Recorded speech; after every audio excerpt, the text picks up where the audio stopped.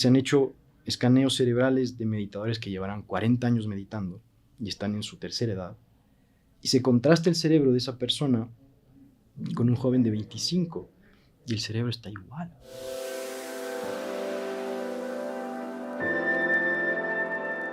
Hola, ¿cómo estás? Yo soy Gabriela Vivanco y esto es Focus, el podcast de la hora, un espacio para entendernos un poco más.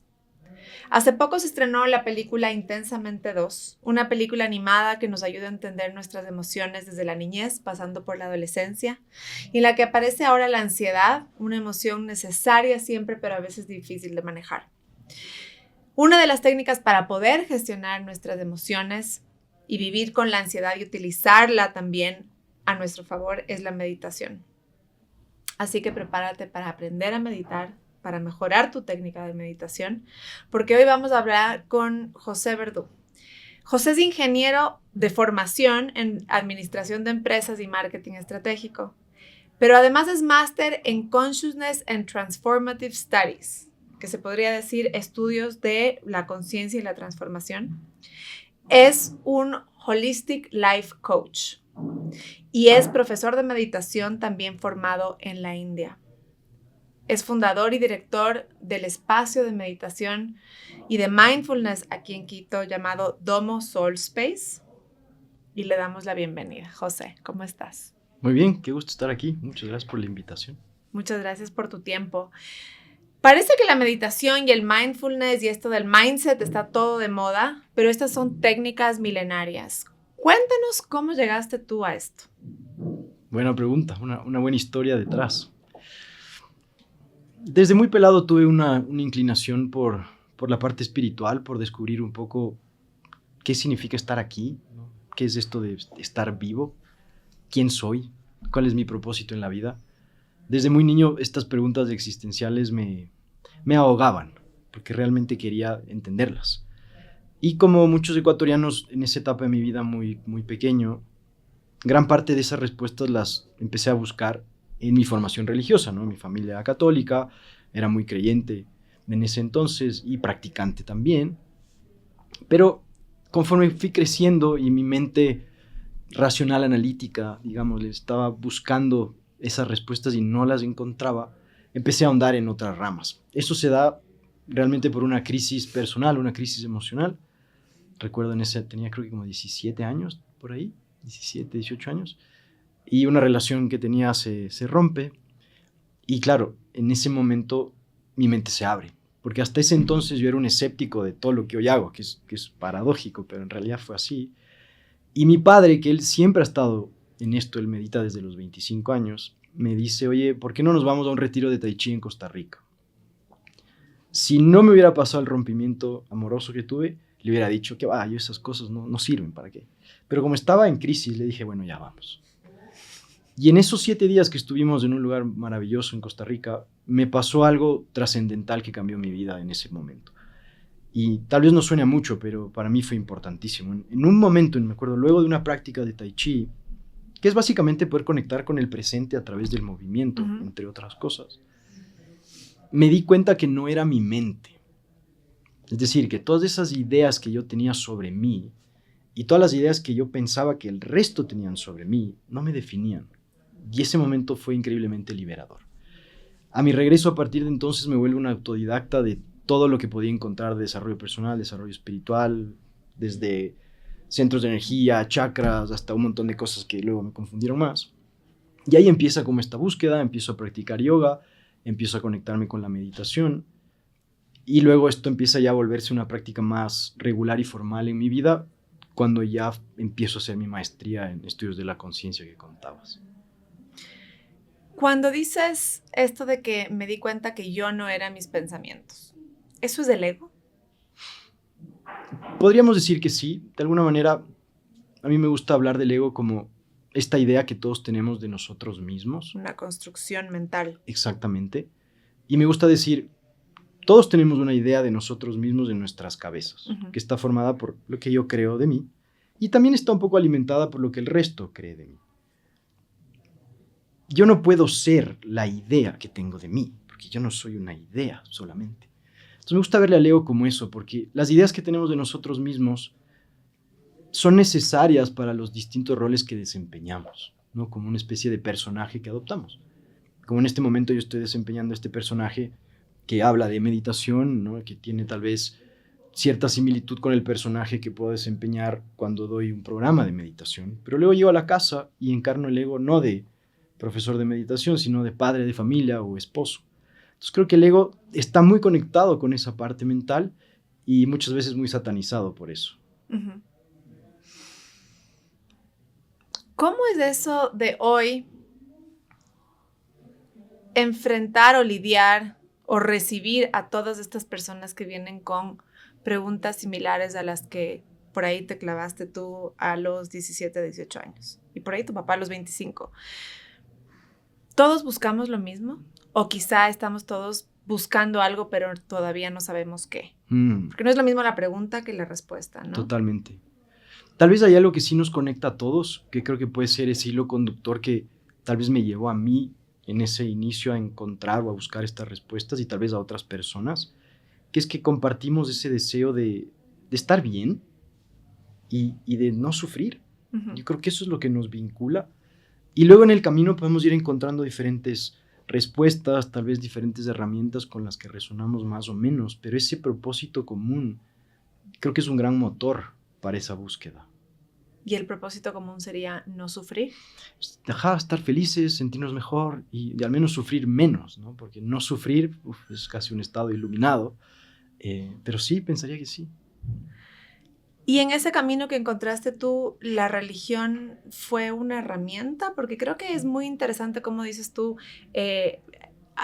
crecimos muchos en esta sociedad mayormente católica, y no solo de prácticas, sino también de tradiciones y de cultura familiar. ¿Cómo utilizaste tú esas herramientas que te da la religión para llegar a explorar más allá y para estar donde estás tú hoy? Claro, tremenda pregunta. Lo que me viene a la mente es, claro, en mi máster, parte de lo que estudié fue filosofía este-oeste. Entonces, ahondamos mucho en el estudio de las religiones más importantes del planeta. Y empiezas a encontrar que más que diferencias tienen casi todo en común. Realmente los principios fundamentales son compartidos. Y creo que eso de alguna manera se ha mantenido en mí, a pesar de que hoy no me consideraría como un católico formal. El tema de conducta moral, conducta ética, esos valores de hogar que en nuestra cultura están muy conectados con el catolicismo, creo que viven todavía. Y es importante reconocerlo porque muchas veces en este proceso de despertar espiritual y de tal vez ir saliendo de ciertas restricciones culturales, llamémosles, por no decirles solo religiosas, tendemos a querernos separar por completo de ciertas cosas que quizás sí son en esencia valiosas. Uh-huh. Y es chistoso porque yo tengo un dije de la Virgen María, poder contar por qué lo tengo y por qué está aquí, pero a veces pasa que podemos tener esa percepción de que herramientas como la meditación van a ir en contra de eso, cuando en realidad si algo hacen es potenciar esa conexión que alguien tiene si es que cree en eso, si es que realmente es algo que lo vive. No sé si tiene sentido. Me parece que sí. Y quizá un poco para poner lo que acabas de decir en otras palabras y ver si es que lo entendí, es que es muy válido que las personas pues encuentren diferentes herramientas y diferentes caminos precisamente para responder estas preguntas existenciales que en algún punto mucha gente se plantea en diferentes puntos de su vida. A veces se requiere un trauma muy fuerte, un golpe de la vida muy fuerte, o a veces hay gente que desde chiquita pues se va planteando estas cosas y es el ¿para qué estamos aquí? ¿Por qué estamos aquí? Y cómo puedo vivir mi vida de una manera pues mucho más entera y mucho más feliz, ¿no es cierto? Uh-huh. Cómo encontrar ese camino hacia la felicidad y cómo vivir la felicidad. Y en ese sentido pues el entender que el estilo de vida que por ahí tú practicas no está peleado con ninguna religión, sino que más bien la idea es utilizar los mismos principios que parecen ser universales. Totalmente. ¿Qué son cuáles? Básicos, ¿no? A veces decimos, y es una buena pregunta porque he estado dando clases de autoconocimiento en la San Francisco y a veces sale el tema del comportamiento ético y moral y lo subjetivo que puede ser. Uh-huh. Y es curioso, ya lo que hablamos en clases, si vamos a las tradiciones religiosas y a las tradiciones espirituales, ahí conectan justamente en esos principios éticos y morales, como por ejemplo el no hacerle daño a alguien más, ¿no? Como eso es, puede haber cierta subjetividad ahí, pero para nosotros seres humanos racionales, pensantes, empáticos, hace sentido, ¿no? Como si mis palabras son crudas, son duras, no hablemos de una agresión física, eso obviamente se va a percibir como mejor no lo hago, ¿no? El poder tener en cuenta las emociones de otras personas, ¿no? Las realidades de otras personas, creo que también hace mucho eco a esos principios universales de respeto, ¿no? Que es algo que hoy en día es curioso porque se está dando mucho, pero al mismo tiempo hay ciertas cosas raras ahí, ¿no? Hay esta apertura hacia la diversidad, que está hermoso, pero al mismo tiempo hay ciertos sesgos que todavía mantenemos, ¿no? Como seres humanos estamos en ese proceso de todavía ir ampliando nuestra capacidad de poder integrar diferentes perspectivas sin sentir que va en contra de la mía si alguien tiene una distinta. Siento que me fui un poco por las ramas, pero... No, me parece súper interesante. Hay un estudio publicado en el año 2010, ya tiene sus años, que, bueno, traducido del inglés al español, dice que la mente que divaga es una mente infeliz. Y explica cómo la mente, y esto ya es un estudio pues, neurológico y psicológico, explica cómo la mente humana tiene esta tendencia a divagar, ¿no es cierto? A inundarnos de pensamientos. Y mientras más información tengo hoy en este mundo de tanta conexión y tanta información que no para nunca, tienes una cantidad brutal de insumos, ¿no es cierto? De información que te llega, y entonces pues la mente se pasa procesando todo esto de día y de noche. No dormimos bien, estamos nerviosos, estamos ansiosos, la cabeza nos da 500,000 vueltas. Y hay este estudio que dice que además, por más que los pensamientos tiendan a ser positivos o tiendas a tratar de tener un espacio de pensamientos un poco más constructivos, a la larga esta divagación sin parar te lleva a una mente infeliz, por decirlo así, o poco feliz, o poco contenta con la realidad. Desde el punto de vista científico, ¿cómo funciona este tema de la meditación, para ya un poco más entrar en materia, y qué efectos tiene? Buenísimo. En el cerebro? Tomando lo que dices como una especie de introducción a la parte científica, como seres humanos es natural para nosotros poder tener una mente más enfocada que la que tenemos hoy en día. Que esto es algo interesante y lo quisiera ahondar un poquito antes de entrar en la parte científica. Si pensamos en, yo qué sé, hace 2000 años, ¿no? Empecemos hace 2000 años, ¿cómo era la sociedad aquí en el Ecuador? Pensemos en las cosas que la persona promedio tenía que hacer en su vida. Hace 2000 años. Imagínate, ¿no? Entonces tal vez era muy un tema agrario. Estaban los incas, ¿no? Exacto, como había una conexión ahí. Creo. Era un trabajo más hands-on, digamos, ¿no? Como manual. No estoy en la computadora, tengo que hacer algo, ¿no? Entonces yo la reflexión... Y tengo que hacer para sobrevivir también. Posiblemente, ajá. Y claro, si pensamos digamos que es este ejemplo de una persona que está trabajando la tierra. Digamos que eso hace 2000 años pues era mucho más común de lo que es hoy en día en una sociedad. Entonces la persona está arando el campo. Mientras la persona está ejecutando esa acción física de arar el campo, ¿qué está pasando en la mente de esta persona? Hace 2000 años. Asumo que también tiene que ver con el nivel de sofisticación del lenguaje que manejas. Es decir, hoy día también hay tanta información y la formación incluso intelectual y académica del promedio, ¿no es cierto?, de la población, es mucho más sofisticada de la que era antes. Y entonces asumo que estabas pensando cómo acabar mi trabajo, cómo no morirme de la sed, cómo llego a mi casa y doy de comer a mis hijos, cuándo va a llover y cuándo tengo que hacer mi cosecha. No sé, asumo que uno siempre piensa, la gente de las cavernas estaba pensando que no le come el lobo. Y asumo que eso estabas pensando. No creo que estarías pensando en la inmortalidad del ser humano y en la inmortalidad de tu alma, ¿o sí? ¿Qué tal si más que estar pensando en tantas cosas, estaba enfocado en arar el campo? Importantísimo. Y a eso me refería con lo que es natural, ¿no? Como que tal vez no hay tantas preocupaciones inmediatas en ese momento. Como tengo que arar el campo y estoy enfocado en arar el campo. es mindful plowing. Sí. No estoy arando el campo O conscientemente. sea, estar presente en lo que estás haciendo. Se daba de forma natural. No vayamos tan lejos, pensemos en nuestros abuelos, ¿no? Ujú. Una reunión familiar, un almuerzo, ¿no? Había un nivel de presencia muchas veces natural porque estábamos menos estimulados. Ok. ¿Qué sucede hoy en día? Claro, vamos a un almuerzo familiar, la mayoría de las personas no están ahí, ¿no? Mentalmente están en lo que está pasando en el mundo, en lo que está pasando en las redes. Obviamente me siento ansioso porque no puedo estar ahí.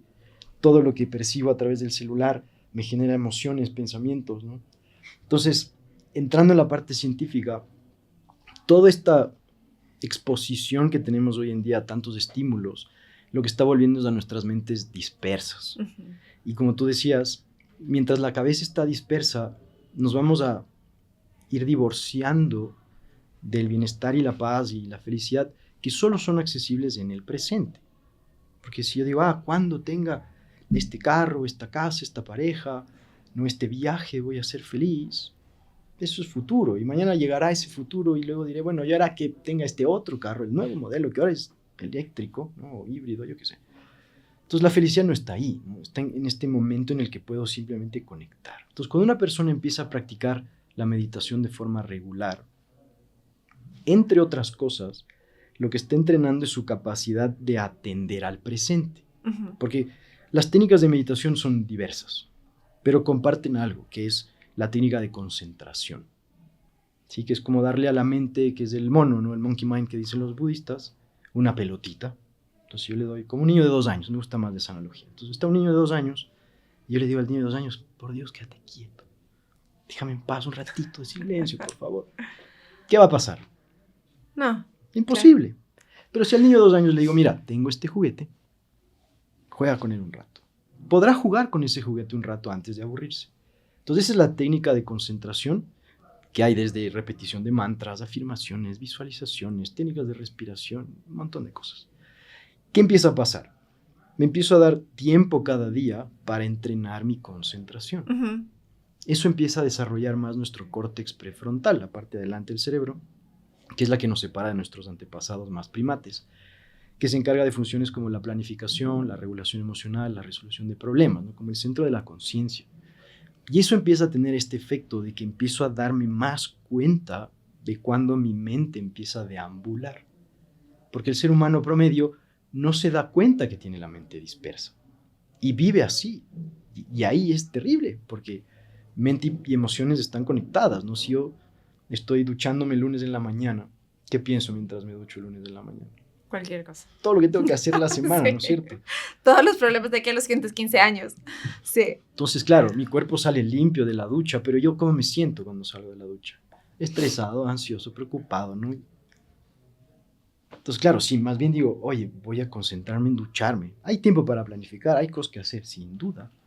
Pero ya empiezo a cultivar un grado de presencia que luego me sirve para poder estar bien en el medio de este mundo hoy en día tan hiperconectado y sobreestimulado, ¿no? Entonces realmente empieza a haber un efecto medible en el cerebro, podemos hablar un poco más tal vez de eso luego, que cambia en nosotros cómo participamos de la vida. Sí. Y eso es una magia. Entonces, aprender a meditar, practicar la meditación y aplicarla en la vida diaria, ¿no es cierto? Porque esto no es solo una cosa para las personas que se ponen ahí a estudiar estas técnicas o son estudiosas del budismo o lo que sea, sino que es para aplicarlas a la vida diaria. Te trae beneficios en tu capacidad de concentrarte, te trae una mayor capacidad de estar presente en lo que estás haciendo, con lo cual disfrutas más y te preocupas menos. ¿Qué más te trae? La lista es tan extensa y es tan chévere porque hoy en día, como toda la parte científica se está poniendo al día con estas técnicas, Ajá. siguen cada vez saliendo más beneficios avalados por la ciencia. La Asociación Americana de Cardiología receta meditación mindfulness para pacientes con presión arterial alta. Aquí en Ecuador hay un gran número de personas con presión arterial alta. Uh-huh. Reduce obviamente el nivel de estrés y ansiedad. ¿Por qué es esto? Porque el estrés y ansiedad normalmente deberían estar vinculados con cosas que pasan. Sí. ¿Sí? Pero para el ser humano contemporáneo, la mayor parte del estrés y ansiedad que experimentamos está más bien atado con cosas que pensamos que podrían pasar. Ujú. Entonces, si empiezo a estar más presente, inmediatamente mi nivel de estrés y ansiedad empieza a reducirse. Desarrolla la compasión y la empatía. Este es hermoso porque la mayoría de seres humanos, si tú le preguntas, ¿estarías de acuerdo con la frase que dice tú eres tu peor enemigo? La mayoría te va a decir que sí. Y claro, eso responde a que la mayoría podemos tener ese diálogo interno hipercrítico, ¿no? Saboteador, ¿no? Negativo. Cuando empiezas a meditar, tu perspectiva sobre tu propia mente y su funcionamiento cambia. Entonces dejas de juzgarle tanto a la voz que te juzga a ti mismo en tu cabeza, porque ya reconoces que no eres tú. Entonces, ¿qué sucede? Te empiezas a volver más empático y compasivo contigo mismo. Y como juzgo al resto, como me juzgo a mí, empiezo a ser igual con los demás. Desarrolla la concentración y el enfoque, que un poco está vinculado al córtex prefrontal. No en vano muchas empresas hoy en día ponen estas herramientas a disposición de sus colaboradores. Hay un interés en el bienestar, sin duda, pero hay un interés en la productividad también, ¿no? Ujú. Y esto, como ayuda a la concentración y el enfoque, ayuda a la productividad. Fortalece el sistema inmunológico, ¿no? Esto también lo sabemos. Hay un estudio en el 2003 que las personas que llevaban una práctica de meditación mindfulness regular y que tenían ya cambios medibles en la morfología de su cerebro, que es loquísimo, tuvieron las respuestas más fuertes de anticuerpos de una vacuna contra la gripe. Primer estudio en demostrar que meditación mindfulness nos ayuda a reforzar nuestra resistencia a enfermedades. Increíble. A mí me gustaría agregar que el pobre cuerpo, ¿no? El cuerpo responde a lo que pienso y lo que siento. Si me estreso, secreto cortisol. Si le doy un abrazo a mi hija de 2 años y medio, secreto oxitocina, la hormona del amor, ¿no? Mi cuerpo tiene mucho ya con lo que me pasa. Y encima le cargo yo con todo lo que creo que podía pasar o con lo que ya pasó. Ujú. Entonces, si al menos le quito esa sobrecarga de lo que está vinculado al futuro y al pasado, mi cuerpo me lo va a agradecer. Mejora la concentración, la memoria y nuestra capacidad de aprendizaje. Esto está vinculado al hipocampo. El hipocampo es la parte del cerebro que regula eso, que también crece, que eso también es loquísimo, con una práctica de meditación regular. Quienes ya meditamos algún tiempo damos fe de esto, ¿no? Nuestra memoria es súper ágil y nuestra capacidad de aprender cosas nuevas se mantiene bien. Esto también apunta a una prevención en el envejecimiento del cerebro, porque Ujú. justamente conforme pasan los años, 2 funciones que tendemos a perder son la memoria y el aprendizaje. Esto es tan loco que se han hecho escaneos cerebrales de meditadores que llevarán 40 años meditando y están en su tercera edad, y se contrasta el cerebro de esa persona con un joven de 25 y el cerebro está igual, ¿no? El hipocampo no se ha atrofiado como puede pasar. Y esto es tan loco, todavía no hay un estudio conclusivo, seguramente yo creo que saldrá en los próximos años, que este tipo de prácticas parecerían ayudar a prevenir enfermedades como el Alzheimer, que justamente atacan al hipocampo. Y lógicamente hay un montón de estudios de cómo este tipo de herramientas ayudan a las enfermedades vinculadas al estrés, como la diabetes tipo 2, la psoriasis, la fibromialgia, artritis reumatoide, dolor crónico de espalda baja. Y hay un tema ahí buenazo que sí quisiera ahondar, que es déficit de atención e hiperactividad. Y hay más beneficios, ¿no? Pero Cuéntanos un poco más del déficit de atención. entonces, ¿qué pasa hoy en día, no? Estamos sobreestimulados. Entonces, todos tenemos déficit de atención. Porque es como, por Dios, concéntrate, escúchame, te estoy hablando. No, es que estoy con el celular, es que no tengo la reunión, tengo que hacer así. Y lógicamente hay niveles más notorios de ese déficit en ciertas personas que en otras. Una forma en la que se ha empezado a trabajar con este tipo de condiciones, en mi opinión muy personal, me parece un poco innecesaria, es la medicación, sobre todo para niños. Sí. ¿Por qué? Porque estos medicamentos tienen una serie de efectos secundarios complejos, ¿no? Uno de ellos, por ejemplo, es que generan ansiedad. Entonces hay que darle un ansiolítico al que le estoy dando el medicamento para su déficit de atención. Ujú. Y luego no puede dormir y tiene cambios de humor, es complejo.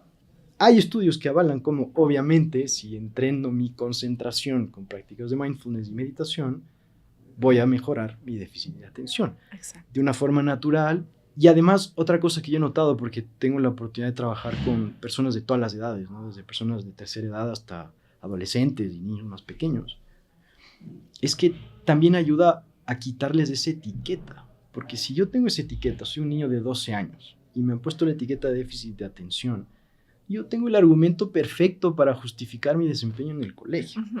¿No? Entonces, no me parece tal vez lo ideal. Y de nuevo, es aprender a concentrarnos, y a todos nos hace bien aprender. Hay estudios fabulosos y en la práctica yo lo he visto cómo este tipo de prácticas realmente tienen un efecto en el comportamiento de los niños y para bien, o sea, realmente les permite disfrutar muchísimo más incluso el juego, concentrarse, aprender mejor y disfrutar lo que aprenden. Y obviamente pues habrá casos en los que hay que medicar cualquier cosa, pero no solo para niños con deficiencia de atención, sino en general para...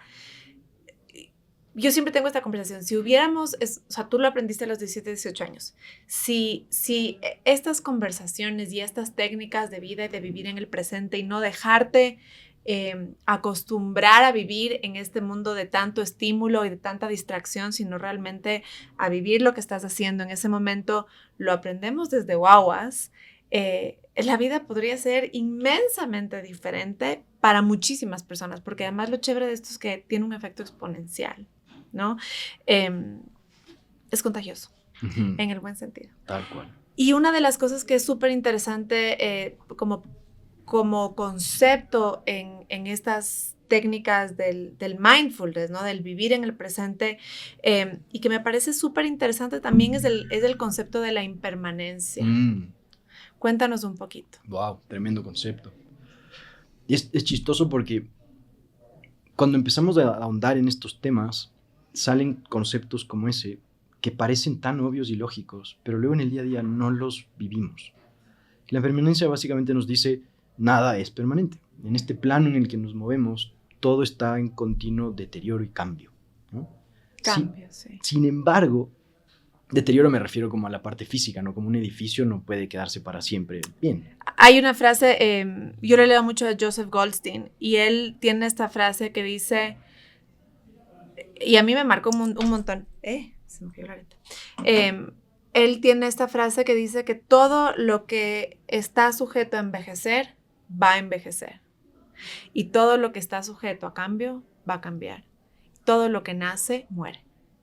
Y así de simple. Y se aplica a las relaciones, por ejemplo, se aplica a todo lo viviente y a todo lo que existe, porque en realidad la materia también, pues, aunque muy lento por ahí, se va deteriorando. Exacto. Como dices tú, parece muy obvio, pero no es. Ajá. Sobre todo cuando lo pensamos en el contexto de nuestra realidad mental y emocional, porque nos pasa, ¿no? Como la relatividad del tiempo, ¿no? El rato que estoy en un momento oscuro de mi vida, triste, deprimido, tal vez hay un problema externo, una crisis económica, lo que sea, inconscientemente muchas veces creemos que ya, eso es, como eso va a ser permanente, pero nada es permanente, eso va a cambiar.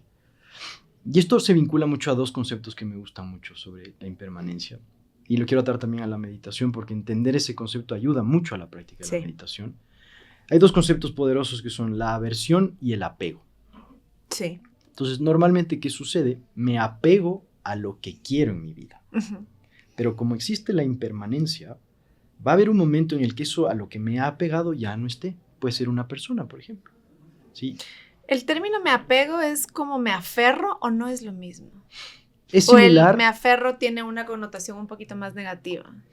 Digamos que en el contexto que lo estoy hablando está más conectado con aferrarse que apegarse, porque en nuestra cultura a veces se usa el apego materno, por ejemplo, como algo positivo, ¿no? El niño nace y hay que hacer el apego, pero pues que estamos abriendo una caja de gusanos. Sí, bueno, apego y amor son otros conceptos que pero, están o sea, conectados. en el sentido que, como dices tú, me aferro a las cosas a veces inconscientemente porque las quiero tanto y disfruto tanto, o a una persona que no la dejo ir y pasa incluso después de la muerte, ¿no? Exactamente. Y ahí el rato que eso, que inevitablemente va a dejar de estar, voy a sufrir. Todo.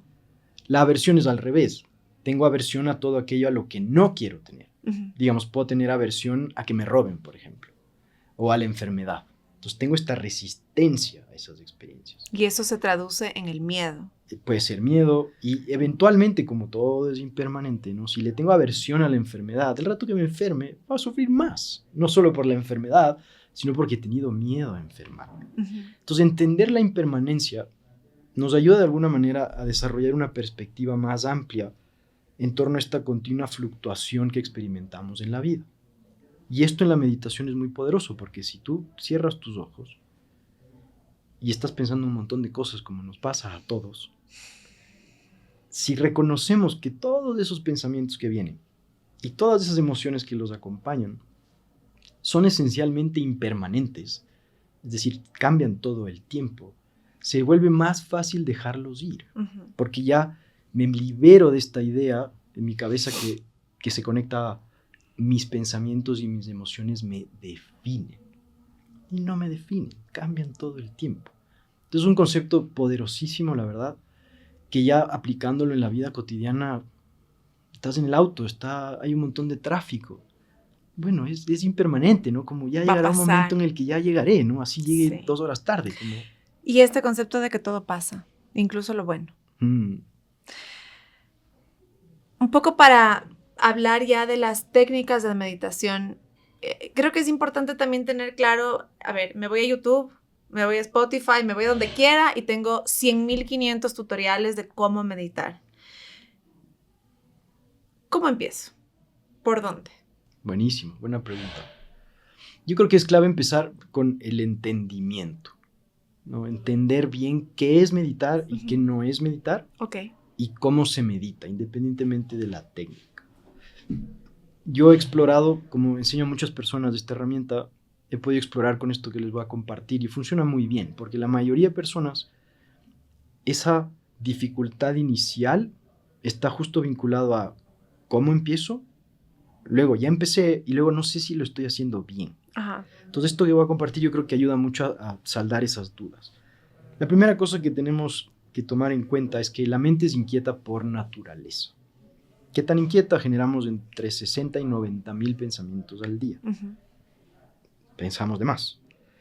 La mayoría de esos pensamientos podríamos descartarlos. Casi que el 5% más o menos decimos son pensamientos útiles y prácticos que me sirven de algo. Como, y los demás son construcciones que no existen en muchos casos también. Como el futuro posible, ¿no? La típica, no estoy en el auto y tenía que venir desde Cumbayá, entonces me fui por la Granados y no por el túnel. Y luego en la Granados hay tráfico. Era de haberme ido por el túnel. Ese pensamiento es completamente fútil, ¿no? No sirve de nada. Sí. Me puede hacer sentir mal, ¿no? Y puede desencadenar un diálogo interno nocivo. Entonces la mente es inquieta por naturaleza. De cajón, no me voy a pelear con la naturaleza de mi mente y no voy a tratar de cambiarla. La mente es así. ¿Sí? Aceptar. Así es. Porque mucha gente, tú lo decías al inicio, dice, no, es que yo no puedo meditar porque yo tengo la cabeza muy inquieta. Es como, por eso meditamos, porque tenemos la mente muy inquieta. La segunda cosa que es clave, si tú no estás, no puede haber mente. Y eso es fundamental, y lo vemos todos los días. Cuando una persona se va a dormir, cuando la persona que está en el sueño ligero, ahí estoy, mi mente está maquinando cosas. Luego puedo tener sueños, soñé algo, mi mente sigue estando ahí, yo estoy soñando, estoy generando pensamientos, emociones. Pero llega una parte que es el ciclo del sueño profundo, que podemos llamarle un estado de inconsciencia, porque no estoy. Ahí la mente tampoco está. Ahí la mente descansa. Entonces, ¿esto qué nos revela? Que la mente se energiza con nuestra atención. Por eso cuando tengo un problema y le doy demasiada atención a mi problema, ¿qué pasa con mi problema? ¿Se empeora? No. Se hace más grande, ¿no? Sí. El rato que medio lo suelto, ok, es por aquí. Entonces, si la mente se energiza con mi atención, el truco para que la mente se aquiete es retirarle mi atención. Es ridículamente simple, es tan simple que se vuelve difícil en la práctica, pero esto nos lleva a la otra cosa, que es dónde enfoco mi atención. Y ahí vienen las diversas técnicas. Entonces, algo sencillo, digamos, ok, me voy a enfocar en sentir mi respiración en mi cuerpo. Mindful breathing, respiración consciente. Entonces, perfecto. Si yo logro redirigir continuamente mi atención a la respiración en lugar de que se me vayan mis pensamientos, mi mente poco a poco se va a ir aquietando. Esto me lleva a la tercera cosa, que es la actitud que debemos adoptar. Y tú también lo mencionabas al inicio y me pareció chévere que lo hayas sacado a colación. Hay una tendencia a romantizar lo positivo y a satanizar lo negativo. La meditación nos ayuda a entender que estas dos son cosas que son parte del mismo círculo, ¿sí? Entonces, en línea de eso, No importa lo que venga a mi mente, pensamientos positivos, negativos, recuerdos dolorosos, lo que sea, no importa. La actitud que debo adoptar es de observarlo, lo que sea que pasa, sin juzgar. Bueno, malo, eso es juicio. Sin analizar por qué, de dónde viene, por qué pienso estas cosas, ¿sí? Sin interpretar qué significa esto que pensé. Simplemente lo observo como un testigo. A mí me gusta decir con amor y con compasión. Y compasión entendiendo como ese deseo de aliviar el sufrimiento, no como pena. Entonces, con esa actitud, como la de un abuelo sabio, así observo lo que pasa en mi interior, mentalmente, emocionalmente, y lo que siento en el cuerpo. Porque la mayoría de personas, cuando comienzan, tal vez incomoden. Tal vez les duela la espalda, tal vez les duela la pierna, dependiendo de la postura que adoptes, eso puede ser más o peor. Y lo último, que es lo más difícil, es entender que debemos tratar a todos los pensamientos por igual. Es decir, observarlos sin juzgarlos. Más fácil decirlo que hacerlo. ¿Por qué? Porque hay pensamientos que siento más míos, más yo, que otros. Por ejemplo, digamos que voy a empezar a meditar y son las 12:30 del día. Justo, tengo unos minutos, vamos a probar, vi el podcast, qué chévere, me voy a sentar. Y viene un pensamiento que dice, qué hambre.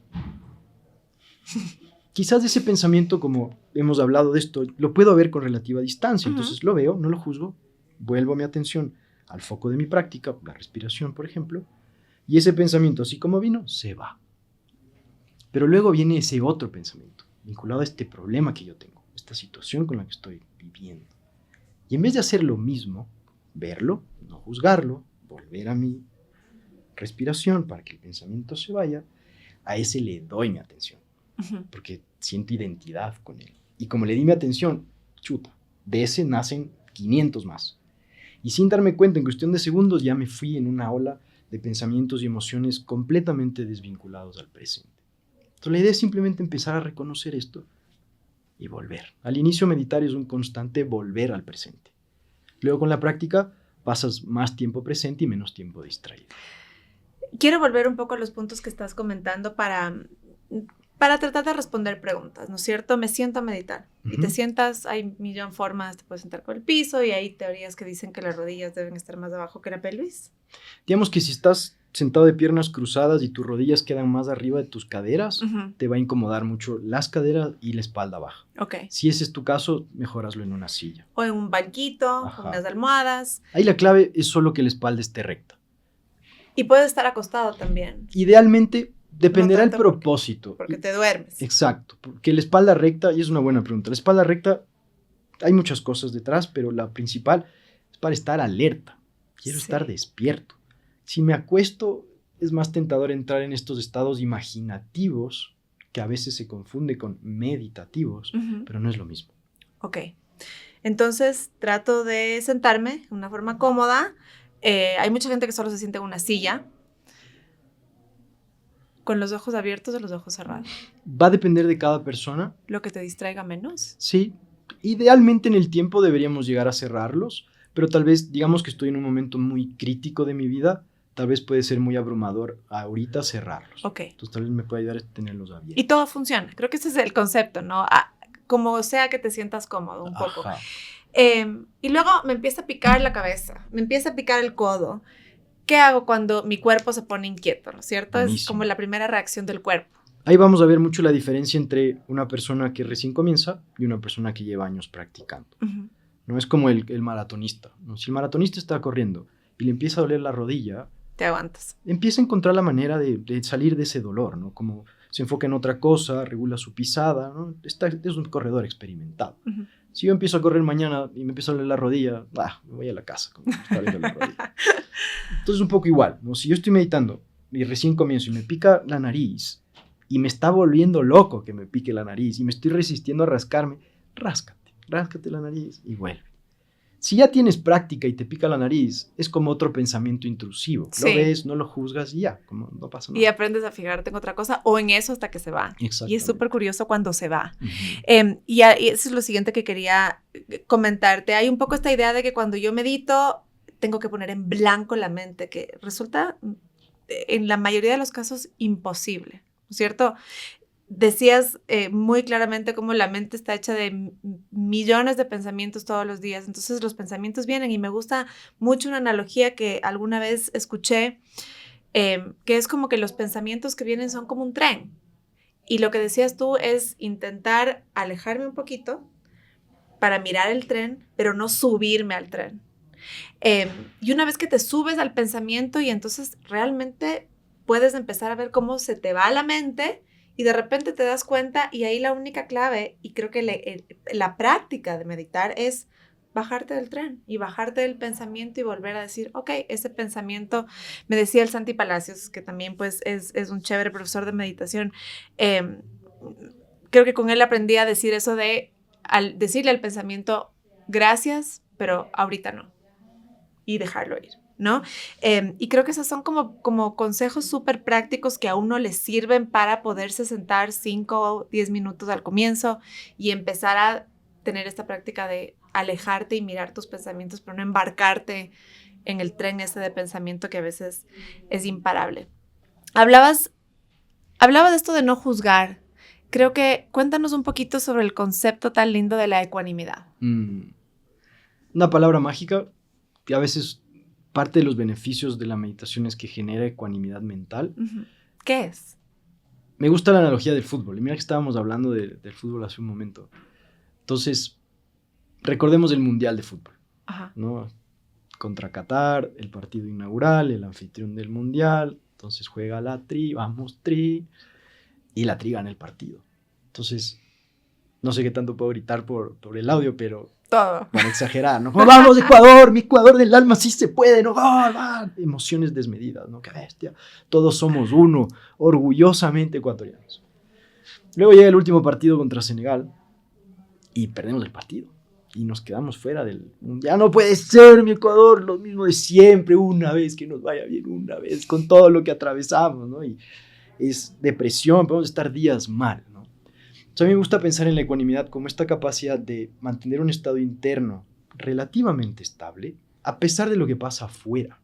Porque curiosamente nos tendemos a emocionar, a volvernos así, wow, qué felicidad, qué alegría, en la misma amplitud que luego nos deprimimos y nos bajoneamos. Uh-huh. Entonces la ecuanimidad es empezar a aprender a fluctuar menos. Alguien me decía, oye, pero no, yo me quiero seguir alegrando cuando gane la Tri. Yo, eso por supuesto es decisión tuya.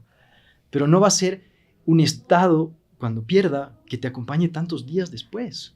Y eso es tan hermoso porque nos ayuda a ir soltando esas cargas emocionales vinculadas a eventos pasados, que a veces, ¿cuántas veces nos ha pasado? Nos quedamos con una conversación ahí en la cabeza, dándole vueltas días, semanas, a veces años puede pasar. Entonces, ecuanimidad es encontrar esa estabilidad dentro de la tormenta que es la mente. Que no viene con no disfrutar las cosas. Un poco como... ¿Cómo vives la felicidad, o sea, de éxtasis que te generan muchas cosas en la vida, ¿no es cierto? Te genera el amor, te genera un buen triunfo, te generan las buenas noticias, te genera ver a tus hijos sanos y felices y haciendo una cosa espectacular. A veces la política, mucha gente, el fútbol. ¿Cómo cotejas eso con el concepto de la ecuanimidad? O del gran sufrimiento. No es que dejas de sufrir las cosas. Uh-huh. Explícame un poquito eso de, por ejemplo, cuando en los momentos de sufrimiento y que sí sientes que te acaba la vida muchas veces por cosas grandes que pasan o no tan grandes. ¿Qué te dices a ti mismo en esos momentos para actuar y tomar ese momento con ecuanimidad? Hay una chévere analogía, justo una formación que estoy haciendo ahora, que se llama CBCT, Compassionate Based Cognitive Training, que es entrenamiento cognitivo basado en la compasión, sí. Que nos dice que hay siempre dos flechas. Uh-huh. Entonces la primera flecha, digamos, es la que nos clava una situación difícil, ¿no? Yo qué sé, falleció un familiar, vamos a un ejemplo fuerte, ¿no? Entonces esa primera flecha, ¿no? me va a lastimar, es inevitable, ¿no? Hay una pérdida grande ahí. La segunda flecha es la flecha que nos lanzamos nosotros mismos, que es cómo nosotros participamos de esa experiencia dolorosa que ha sucedido, no lo que yo mentalmente y emocionalmente le agrego a esa situación. Entonces, en ese ejemplo, si no he estado trabajando en la impermanencia, en ese reconocimiento de que a todos nos espera la muerte, ¿no? Que me ayuda a ampliar un poco mi percepción de la vida y mejorarla. El rato que haya ese fallecimiento, yo le voy a lanzar una flecha tal vez de depresión, de tristeza, de arrepentimientos, quizás culpas, ¿no? Cosas que no pude decirle, que no pude compartir. Y me estoy yo mismo generando una sobrecarga que me va a afectar mucho a nivel emocional y si la carga es muy grande, luego a nivel físico. Entonces la ecuanimidad en esa línea, cuando tú empiezas a aumentar tu autoconciencia, es como... Me viene esto a la mente, ¿no? Tenemos los ojos, ¿verdad? Cuando no somos lo suficientemente autoconscientes, los pensamientos que tenemos como respuestas al día a día pasan por detrás de los ojos, ¿no? En el cerebro. Pero cuando nos volvemos conscientes, pasan por adelante. Entonces los puedo ver. Entonces, si veo que me estoy yo mismo llevando a un pozo profundo, oscuro, terriblemente nocivo y depresivo, que no me hace bien, que tampoco significa negar lo que siento, obviamente, puedo salir de ese estado y honrar lo que sí estoy sintiendo sin ponerle un peso extra por la estimulación de mi mente. No sé si me logré explicar. Me parece que sí. Y en eso también quisiera que nos expliques un poquito el concepto de la compasión, que es otra de las cosas que uno se encuentra cuando empieza a... O sea, no hay práctica de meditación donde uno no se encuentra el concepto de la compasión. Y yo creo que a veces se confunde con tenerle pena a alguien. O por ahí, o sea, me hiciste un daño tremendo. No quiere decir que esto borre el daño que alguien que me hiciste, pero... yo a través de la compasión quizá logre primero perdonarme a mí mismo también por cualquier cosa que hice yo, pero vivir esto de una manera mucho más ecuánime, como dices tú. Explícame cuál es la diferencia entre vivir con compasión o ver al resto con compasión, que no es tenerle lástima, por ejemplo. Poderosa diferencia, ¿no? Porque justo en línea del juicio es muy natural para nuestra mente juzgar. Entonces, si alguien nos ha lastimado o alguien ha hecho algo malo, somos prontos en juzgarle por lo que ha hecho. La compasión nos invita a reconocer primero que hay una realidad detrás, ¿no? Que todo ser humano termina actuando de una manera no de forma aislada, ¿no? Hay una historia, ¿no? Puede haber sido que ese día durmió mal, que ya es un montón, que le chocaron el auto, que alguien de su familia está enferma, ni sé qué, y tuviste un problema con esta persona y te mandó al diablo o pasó algo fuerte, ¿no? Entonces, compasión sería hacer ese ejercicio de, oye, algo más debe haber ahí detrás. Es quizá entender que todos sufrimos. Exacto. Esa experiencia común que como seres humanos tenemos. Todos sabemos lo que es una pérdida. Todos sabemos lo que puede ser un ataque de ira. Todos sabemos lo que puede ser estar en un estado depresivo, triste, ¿no? Como sabemos lo que es la felicidad, el amor, la conexión. Como reconocer esa cosa en común que tenemos. Eso empieza como a ampliar nuestra perspectiva y nos ayuda a entender, hay como una chévere diferencia entre empatía y compasión, como la empatía suele ser más pasiva que la compasión, ¿no? Yo empatizo con alguien, siento lo que esa persona siente. Y tal vez eso me pueda hacer sentir mal, ¿no? Quizás no es tan útil para mí sentir lo mal que puede estar alguien más. O entiendo de dónde viene tu sufrimiento. Entonces eso no me da tantas iras cuando te mandaste una de esas tremendas que yo sentí que era contra mí, pero por ahí quizás no es personal, nunca es personal. Casi nunca es personal. Y claro, la compasión sería como reconocer esa parte, como empatizo, puedo conectarme con lo que la persona siente, pero además viene esa parte proactiva de decir, empieza a surgir en mí un deseo de querer ayudar a aliviar ese dolor. Y eso me saca inmediatamente de la pena, porque la pena es como, es media pendeja la pena, ¿no? Porque me pone como en un estado superior, ¿no? Como, pobrecito, ¿no? Y luego hay la actitud de, no, es que yo no le tengo pena. O sea, porque me cae tan mal y hace las cosas tan mal que pues no le tengo pena. ¿Y tampoco va por ahí? Tampoco va por ahí. Y es una magia porque lo chévere de esto es que se puede cultivar la compasión a través de la meditación. Y es una magia porque luego pasan cosas, la vida está llena de cosas y las personas hacen cosas y tal. Y de nuevo uno se apega menos a esas historias. Es que me dijo así, me miró de esa manera y me cargo. Y la otra persona igual ni te tenía en cuenta. No es que no viste cómo me miró cuando entré. Es como, no se llevó los lentes de ese día y no estaba viendo nada. Bien. Voy a volver porque no quiero que se nos acabe el tiempo y quiero también topar ciertos conceptos prácticos. Decías tú en este tema de volver a las técnicas de meditación, ¿cómo sé si lo estoy haciendo bien o lo estoy haciendo mal? Buenísimo. O sea, hay una palabrita, hay un concepto de psicología que me puede ayudar a explicar esto, que se llama el superego. Entonces, el superego es esa voz que todos tenemos en la cabeza, que comenta constantemente y de forma crítica sobre nuestro desempeño en la vida. Okay. Empujándonos a ser más y mejor porque nunca nada es suficiente. ¿Conoces a esta voz? Sí, todos los días, cada segundo. Entonces, el superego cuando meditamos está presente. Entonces, clave es saber que está ahí, porque el superego es esa voz que me va a juzgar sobre mi práctica de meditación. Le encanta meterse con la práctica de meditación el superego, ¿no? No está respirando bien. Ya tu espalda se dobló. Ves todos esos pensamientos. No, esto no es para mí. Ese es el superego, que critica mi práctica. Entonces, ¿cómo saber si estoy meditando bien? Revisa la parte inicial, como a ver, necesito tener claro que no necesito poner la mente en blanco ni dejar de pensar. Eso no se puede. No, esa es mi meta. No quiero parar el río. No puedes parar el río. Concéntrate en lo que has escogido como técnica y persiste en ese intento y observa lo que pase en tu interior sin juzgar. Si has cumplido esas condiciones, lo más probable es que estés meditando bien. Y un gran termómetro, que a veces se nota más luego de un poquito de tiempo de práctica, es contrastar tu estado previo a meditar con tu estado posterior. Si me siento mejor después de haber meditado 15 minutos, lo más probable es que lo hiciste bien. Y quizá vale también tener pues una libretita de así me siento antes de meditar, medito el tiempo que tenga y vuelvo a anotar y quizá esa comparación. Hermoso, un diario de meditación es una herramienta muy linda. Con respecto al tiempo, alguna vez le leí a Joseph Goldstein que decía, este es un curso de meditación para padres y decía, mediten 10 minutos, para padres ocupados decía, padres y madres, 10 minutos 3 veces al día. ¿Cuánto tiempo le tengo que dedicar? ¿Cuánto tiempo es el ideal? ¿Cómo empiezo? Volvemos al tema, ¿cómo empiezo? Buenísimo. Yo siempre digo, meditar es mejor que no meditar. Entonces, si tienes una vida muy ocupada, medita el tiempo que puedas. 5 minutos, 7 minutos, lo que puedas. Voy a ahondar más en esto en breves. La mayoría de estudios sí tienen un threshold, un límite de más o menos 20 minutos diarios, que pueden estar partidos, donde ya empieza a haber cambios en la morfología cerebral. Esto es lo importante tenerlo en cuenta. Hay un dicho también de los budistas que dicen, todos deberíamos meditar por lo menos 20 minutos al día, a menos de que seas una persona sumamente ocupada, en cuyo caso deberías meditar por lo menos 1 hora al día.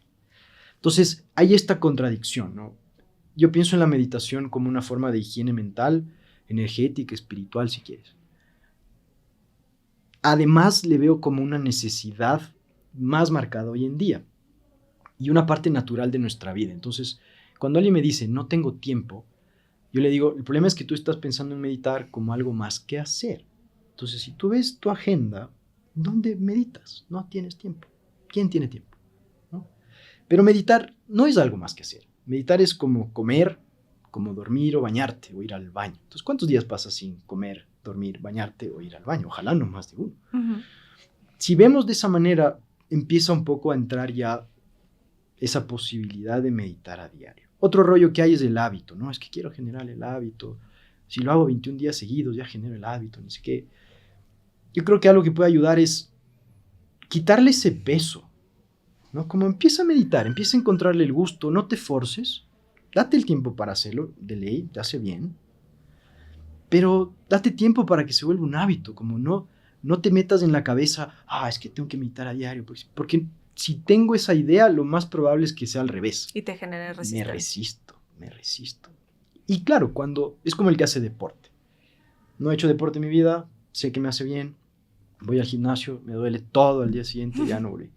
Me duele más el día después del siguiente, pero luego digo, no, tengo que volver. Y llega un momento en el que ya fui 3, 4 días seguidos y me empiezo a sentir bien. Entonces ya digo, no, pues ahora quiero volver al gimnasio. Con la meditación pasa igual. El rato que ya notas lo que hace por ti, ya te enganchaste. Tengo una amiga que una vez leyó que había que meditar a las 4 de la mañana y un día me dice, yo voy 1 mes y medio levantándome a las 4 de la mañana para meditar. Y digo, amiga, qué sueño. ¿Cuál es la hora del día ideal? ¿O cuál es...? Sí, no sé si ideal es la palabra, porque de nuevo me imagino que lo ideal es lo que puedas. Correcto. Pero un poquito más allá. Ajá. Varias cosas. Primero topemos lo de las 4 de la mañana, pues es interesante. Uh-huh. Hay un Hay una terminología que se llama la hora del néctar, que más o menos es 50 minutos antes del amanecer. Ya. Es un momento en el que se considera energéticamente auspicioso para la meditación.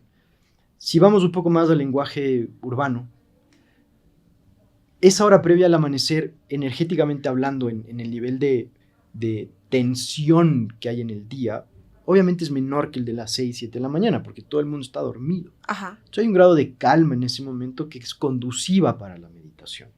Claro, si me gusta dormir, te olvídate, medita luego. Entonces, de ahí tienes 3 opciones.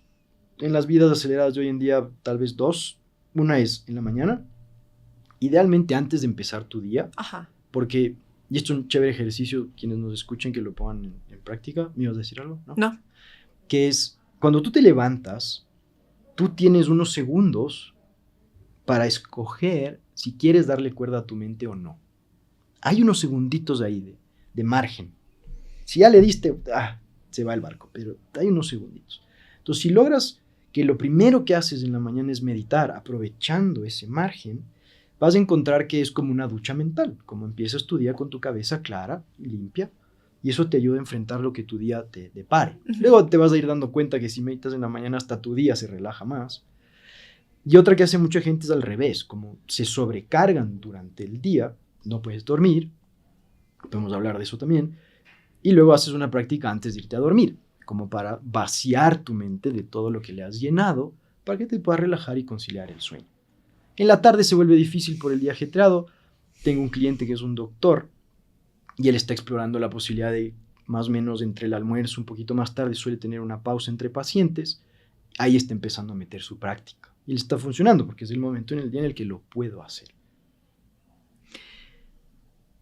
¿Hay técnicas de meditar que te ayudan específicamente a dormir? Yo había leído que en estudios de neurología lo que dicen que funciona es esto del yoga nidra. Pero, ¿cuál es la técnica que me funciona para dormir mejor? Iría como a la causa de por qué no puedo dormir. ¿Por qué normalmente no puede una persona conciliar el sueño? 2 cosas. La primera, claro, me acuesto y me pongo a repasar el día, a pensar en mañana, empiezo a darle cuerda y atiendo a lo que pienso. ¿Qué sucede ahí? El pobre cuerpo.